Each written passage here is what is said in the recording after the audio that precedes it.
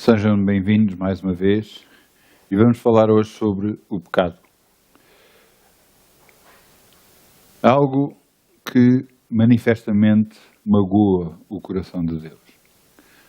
É importante nós entendermos o que realmente é pecado. E a ilustração que melhor podemos dar é se nós temos alguém, nosso conhecido, nosso amigo, nosso cônjuge, pessoa que amamos realmente, nosso familiar. Se fizermos alguma coisa que o magoa, como é que nós ficamos? Será que também não ficamos magoados pelo que acabamos de fazer? Se magoarmos a outra pessoa vai ficar triste. E é da mesma forma. Cada vez que nós erramos o alvo, cada vez que nós pecamos, nos afastamos de Deus e magoamos o coração de Deus. Esta ilustração eu acho que é a melhor para entender que realmente os nossos erros magoam a Deus. E nós podemos pensar, mas como é que um Deus tão poderoso, tão forte, Criador dos céus e da terra, capaz de destruir com um estalar de dedos o planeta inteiro, como é que Ele fica magoado? Porque Ele nos ama. E muitas das vezes aquelas pessoas que nós amamos mais são aquelas pessoas que nos podem magoar mais. Portanto, se Deus nos ama, as nossas ações, aquilo que nós dizemos, fazemos, podem magoá-lo. E se nós entendermos assim, então vamos ter muito mais cuidado em tudo o que fazemos. Pois podemos magoar a Deus. E eu digo isto que, infelizmente, o fazemos constantemente. Mas se tivermos cuidado, podemos evitar algumas coisas. Eu não vou falar exatamente o que é pecado ou o que não é. Porque você que tem o Espírito Santo de Deus habitar dentro de si, Ele lhe mostra o que é que realmente você deve ou não deve fazer. Pecado muitas das vezes não tem a ver com como vestimos, como andamos, mas tem muitas das vezes a ver como reagimos ou como falamos. Temos que entender que, vou dar o exemplo de uma senhora, uma rapariga, ela pode estar com trajes a mostrar mais a barriga ou a mostrar mais as pernas e, no entanto, não ser sensual. E, no entanto, uma mulher pode estar vestida do cabeça aos pés e ser sensual. Em que os homens se aproximam dela por causa da sensualidade que ela transmite. Tem muito mais a ver com a vontade com que ela está, ou o desejo com que ela está, do que tem mais a ver do com que está vestida. Eu falo disto como falo para o homem, e vocês mais à frente vão ver que há um versículo que fala nos homens do que é que devem fazer ou não, e vão entender isso. Mas vamos, agora que eu vos dei este início, vamos voltar à Palavra de Deus, ou antes vamos à Palavra de Deus, que ela nos mostra tudo. E vamos ver, e vamos abrir em Isaías 59, 1 e 2. E em Isaías 59, 1 e 2 está escrito: eis que a mão do Senhor não está encolhida para que não possa salvar, nem o seu ouvido agravado para que não possa ouvir.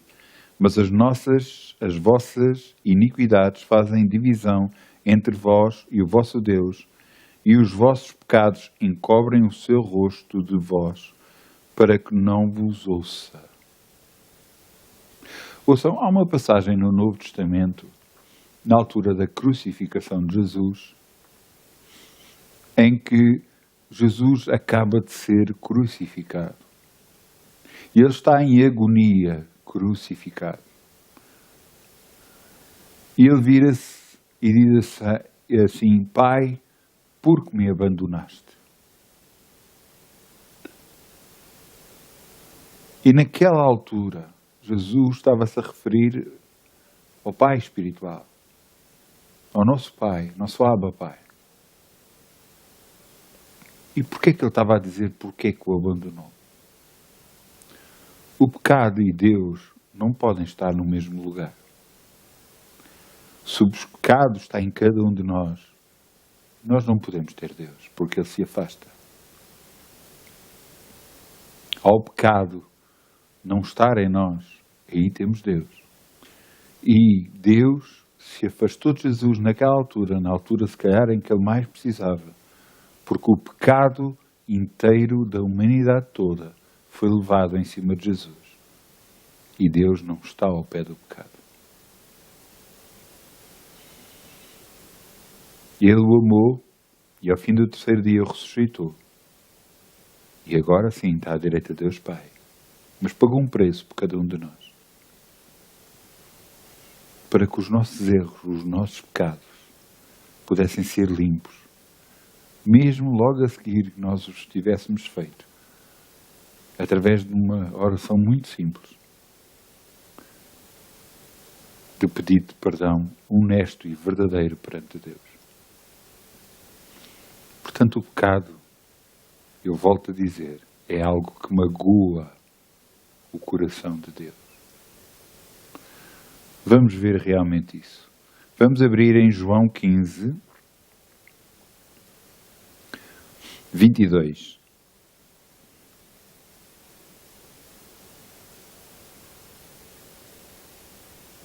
Isto é Jesus a falar para os discípulos e a falar para todos que estavam com ele. E em João 15, 22 diz: se eu não viera, nem lhes houvera falado, não teriam pecado, mas agora não têm desculpa do seu pecado. Aquilo que me aborrece, aborrece também a meu Pai. Se eu entre eles não fizesse tais obras, quais nenhum outro tem feito, não teriam pecado. Mas agora viram-nas e me aborreceram a mim e a meu Pai. Mas é para que se cumpra o que a palavra que está escrito na sua lei, aborreceram-me sem causa. Até o pecado aborrece a Deus, magoa a Deus. Muitas das vezes nós tomamos atitudes, quando eu comecei a falar, contra nossos familiares, nós próprios, e às vezes ficamos sentidos por aquilo que fizemos e pedimos desculpa a essa pessoa. E glória a Deus, porque você o faz assim. Da mesma forma, há atitudes que nós fazemos, que muitas das vezes ninguém vê, só Deus vê. E magoa a Deus. Como é que nós vamos saber o que é que magoa ou não magoa a Deus? Às vezes sentimos, em determinadas alturas, depois de ter feito certas coisas, uma tristeza. Ou Deus nos faz lembrar, quando nós estamos quietos em oração, ou sossegados a ler, e Ele nos faz lembrar alguma coisa que nós fizemos. E nós vemos, nessa altura, que magoamos o coração de Deus. E nessa altura, pedimos perdão. Há outras alturas em que muitas das vezes as circunstâncias que estava tudo bem, de repente, têm uma mudança muito drástica contra nós. E isso não é normal. Então, alguma coisa fizemos que não agradou a Deus. Convém ir buscar a Deus, tentar saber o que é, para que não voltamos a fazer o mesmo. E então pedir-lhe perdão. E depois de pedir perdão, Ele é fiel e justo para nos limpar todo o pecado. Vamos abrir em Mateus 5, 21.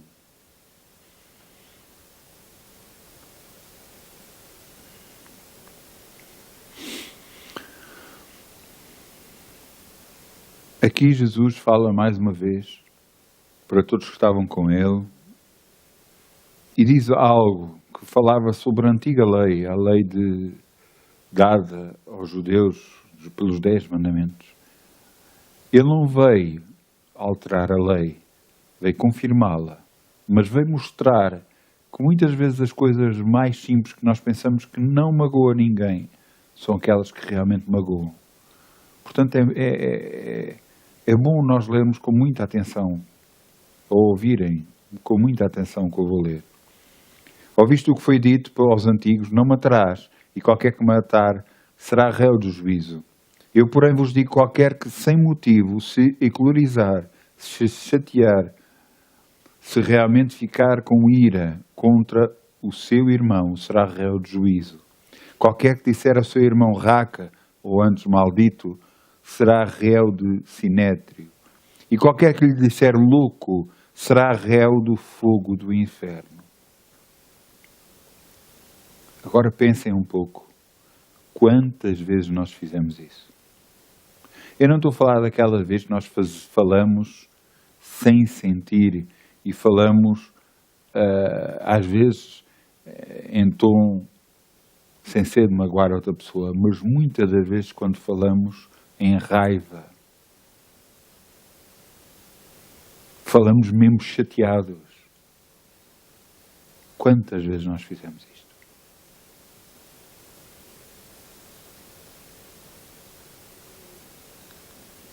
Eu vou continuar.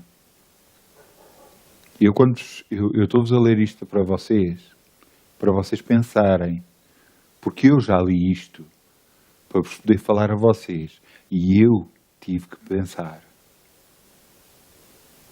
Isto não funciona só para aqueles que eu estou a falar, funciona também para mim. Porque a palavra é uma espada de 2 gumes, tanto corta para a frente como para trás.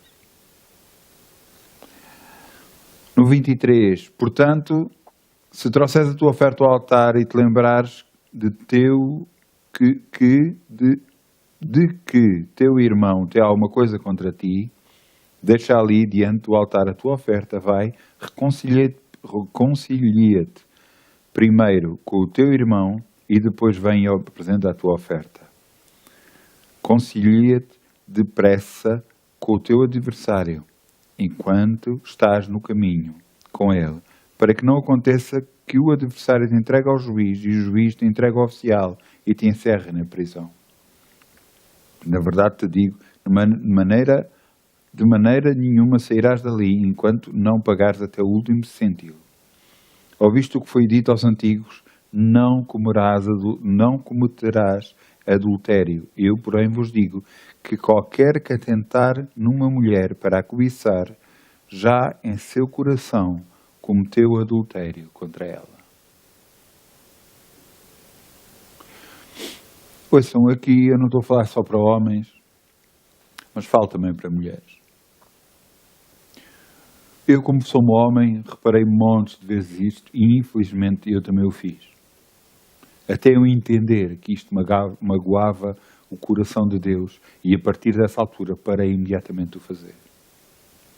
Mas, entre os homens há muito o costume de, quando vem uma mulher passar, de a cobiçar, de brincar na cabeça deles com o pensamento do que é que poderia fazer com ela. Isso chama-se cobiçar a mulher alheia. E isso perante Deus é adultério contra ela. É pecado. E ouça, isto é muito normal entre os homens. Eu creio que entre as mulheres também. Eu falando com a minha esposa sobre isto, ela me contou que às vezes em algumas mulheres falavam sobre isso.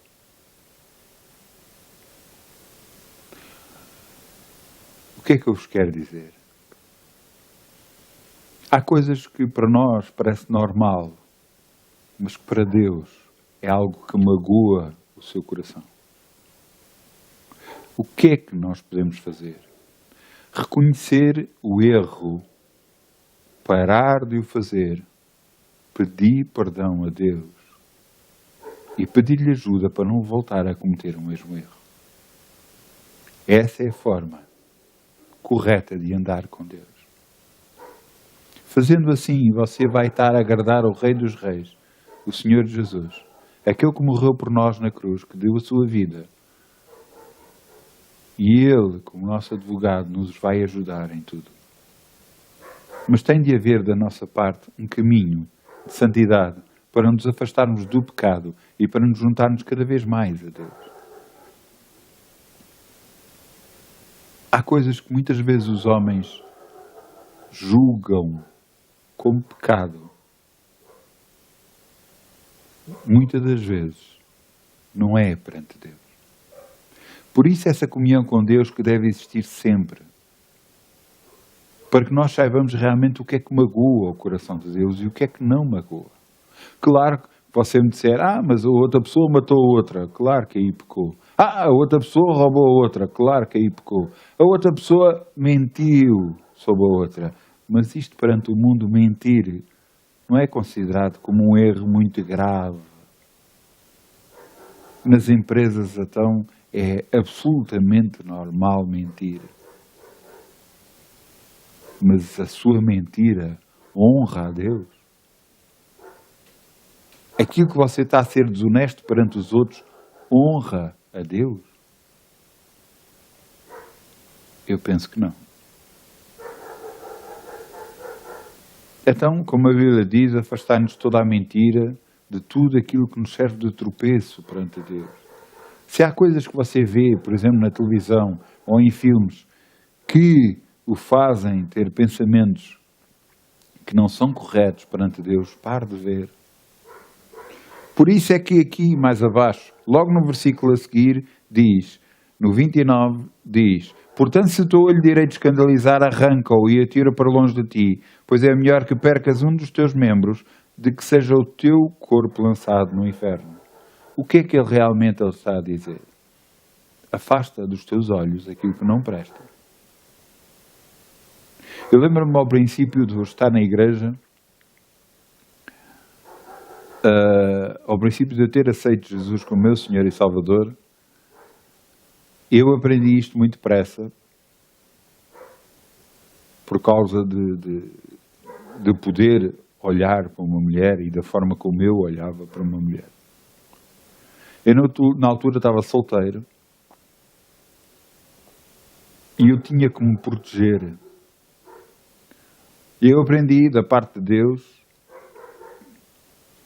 e eu aprendi a fazer o quê? Muitas das vezes eu vi uma rapariga a vir na minha direção quando eu estava a conduzir o carro e eu olhava para o outro lado. Para quê? Para não deixar os meus olhos vê-la. Para que eu não pudesse entrar dentro de mim qualquer desejo de alguma forma. Para eu poder controlar não só o meu ser, honrar o meu Deus, mas controlar o meu corpo. Eu estando a fazer assim, estava a honrar a Deus. Isto tem tudo a ver.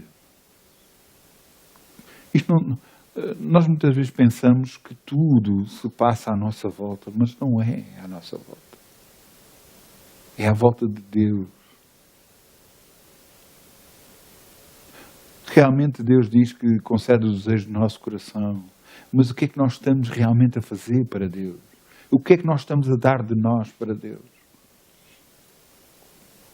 Um colega meu escreveu no Facebook e dizia assim, convém que eu diminua para que ele cresça. Glória a Deus, glória a Deus, glória a Deus. Glória a Deus. É bom entender quem tem de crescer dentro de nós não somos nós. Não somos nós que vamos crescer no ministério. Vai ser Deus que vai crescer em nós no ministério. É uma grande diferença. É a diferença que Deus se torna cada vez mais poderoso através de nós. Porque nós estamos a deixar que Ele cresça, que Ele faça a sua vontade, que nós cumpramos a sua vontade. Então, sim, Ele nos coloca no lugar que Ele quer. Então Ele vê e olha para nós e diz, este meu filho está preparado para aquilo que eu tenho preparado para ele. E eu sei, Deus, para cada um de nós, tem algo muito bom. Algo que é desejo do seu coração. E que Ele sabe que nos vai dar muita alegria quando começarmos a fazer. Temos que entender que o que está e que deverá estar à frente de tudo não é a nossa vontade, não é os nossos desejos, mas o desejo de Deus, Pai. Essa deve ser a nossa vontade verdadeira. Agradá-lo a Ele. Não o magoar com os nossos erros. E ouça, eu vos digo que infelizmente, muitas das vezes estamos a magoá-lo. Muitas das vezes sem querer, outras vezes por querer. Mas eu vos digo uma coisa e vamos abrir em 1 João 1, 7 a 9. E diz aqui: mas se andamos na luz com Ele, como Ele na luz está, temos comunhão uns com os outros, e o sangue de Jesus Cristo, seu Filho, nos purifica de todo o pecado. Se dissermos que não temos pecado, enganamos a nós mesmos e não há verdade em nós.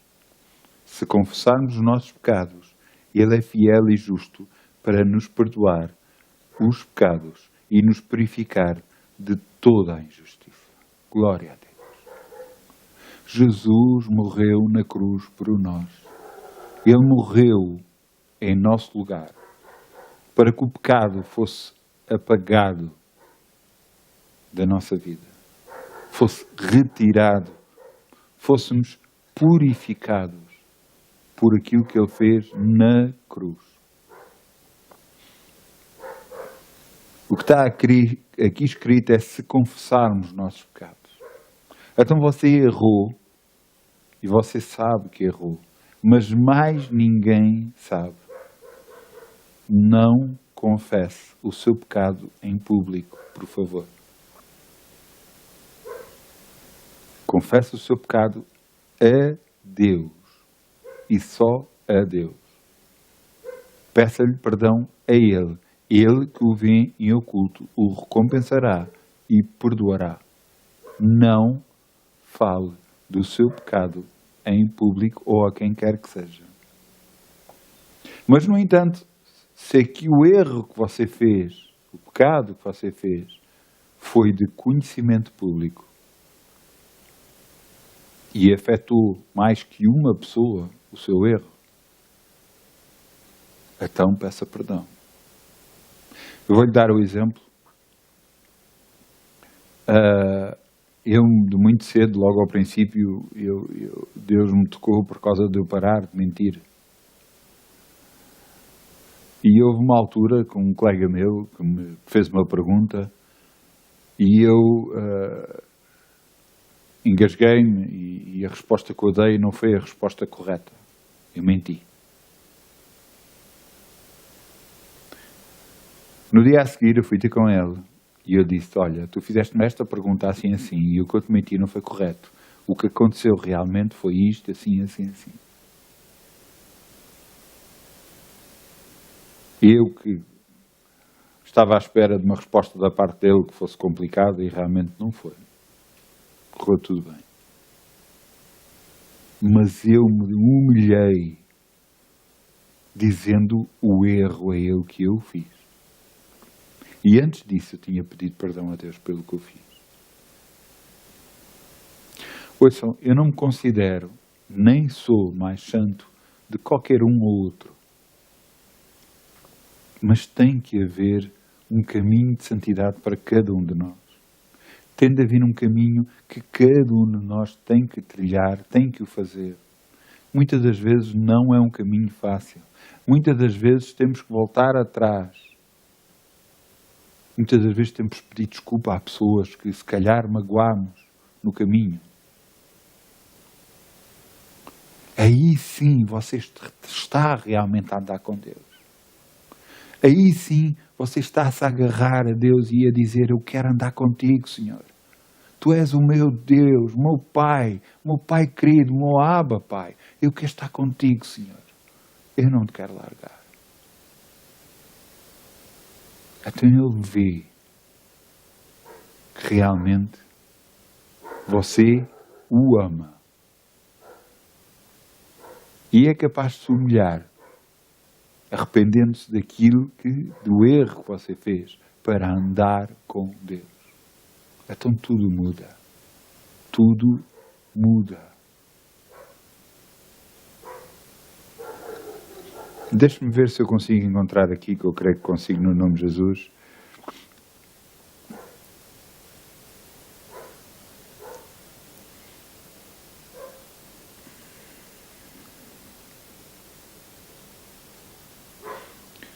É um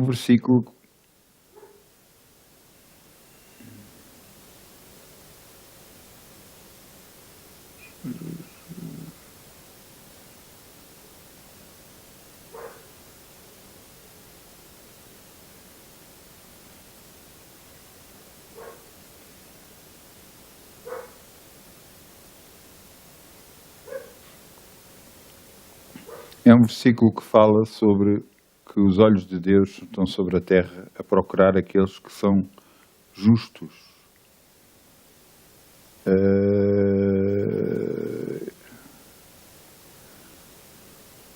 Esse, eu acho que é aqui em Salmos.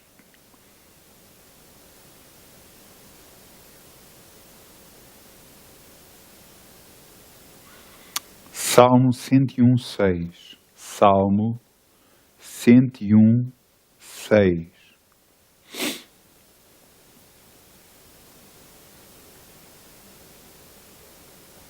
E o que diz aqui em Salmo 101:6 é: os meus olhos procuram os fiéis da terra, para que estejam comigo. O que me anda num caminho reto, esse me servirá. Oh glória! O que anda num caminho reto, esse me servirá.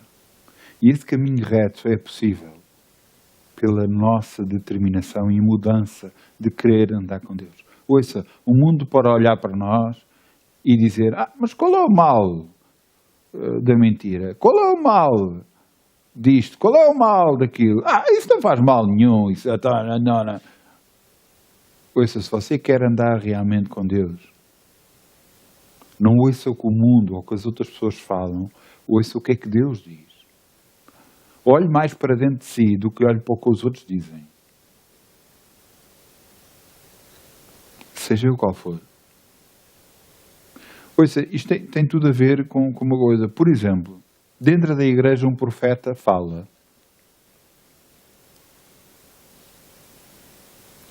E fala para uma determinada pessoa. O profeta só vai falar e você só vai receber a palavra dele se confirmar alguma coisa do qual você já sabe. Se ele confirmar uma coisa que você já sabe e que já sentiu, aí é a palavra de Deus para si. De outra forma, não aceite. A não ser que já será a segunda ou terceira vez que alguma pessoa tivesse chegado ao pé de si e falado. Ele só vai falar e confirmar aquilo que você já sabe no seu coração. Da mesma forma, nós sabemos no nosso coração quando estamos errados ou quando não estamos. Porque Deus, através do seu Santo Espírito, nos mostra dentro de nós o que é errado, o que é certo, como devemos andar. E eu, a nível pessoal, eu quero servir a Deus. Por isso faço o que eu faço. Mas o que está aqui escrito é: os olhos procuram os fiéis da terra, para que estejam comigo. O que anda num caminho reto, esse me servirá. Por isso eu esforço-me para andar nesse caminho reto. Para poder andar com Deus. Faça o mesmo. E você não vai estar a servir o Rei dos Reis. E vai ver muita coisa que o vai encher de alegria a si. Eu podia lhe dizer: você vai ficar cheio de bens, cheio de... Ouça, nem só o dinheiro é alegria, nem só um bom casamento é alegria, nem só a saúde é alegria. Não estou a dizer que nenhuma destas coisas seja necessária, porque todas elas são necessárias. Mas eu estou a falar de alegria interior, verdadeira alegria. com alegria, você tem um banquete contínuo. Não tem nunca falta de nada. Porque Deus vai suprir a sua necessidade sempre. Afaste-se do pecado. Vá para o pé de Deus. Busca Deus. Que Ele se deixe achar por si. Eu vos desejo uma boa semana no nome de Jesus. E que tudo o que eu falei sirva para si de reflexão. Não como um apontar de dedo, mas como lembrar de algumas coisas que realmente têm que se afastar de nós. Muitas bênçãos em nome de Jesus. Amém.